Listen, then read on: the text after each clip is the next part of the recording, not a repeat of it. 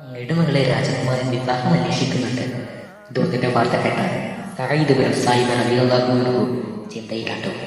രാജാവിന്റെ മകൻ വലിയ അടുത്ത ഏഴാവകാശിയാണ്. സമ്പത്തുകൂടിയതിന്റെ ഐഹിക ജീവിതത്തിൽ ഒരു പ്രയാസവും ഉണ്ടാകില്ല. മകൾക്ക് അനേകം തോഴിമാരുടെ പ്രചാരങ്ങളുണ്ട്. പക്ഷേ നിരാശമായ ഭൗതിക ജീവിതം കൊണ്ട് എന്തു കാര്യം? മകളുടെ പണ്ഡിതനാണ്. ഒടുവിൽ സഈദ് ബിൻ സൈബ് റളിയല്ലാഹു അൻഹു തിരിച്ചു. മകൾ രാജകുമാരനെ വരെയാകാൻ താല്പര്യപ്പെടുന്നില്ല. അവരും അമ്പരന്ന് പോയി. രാജകുമാരന്റെ വിവാഹബന്ധനം നിരസിക്കുകയും ദിവസങ്ങൾ പലതും കഴിഞ്ഞു. വൈജ്ഞാനിക സേവനത്തിനുമൊഴികെ സഈദ് ബിൻ സൈബ് റളിയല്ലാഹു അൻഹു മദീനയിൽ ജീവിച്ചു.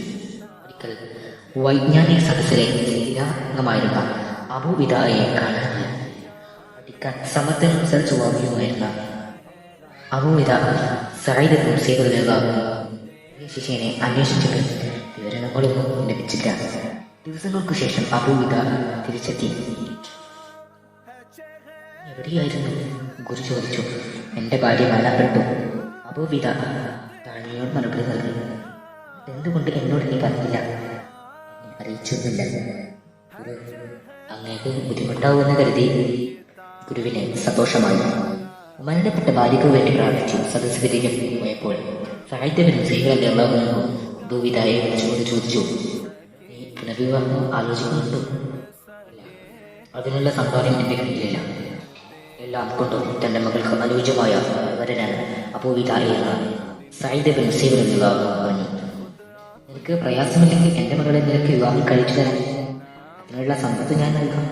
സന്തോഷം കൊണ്ട് അബൂവിദയുടെ കണ്ണുകൾ നിറഞ്ഞു. മകളുടെ ദിനം വന്നെത്തി.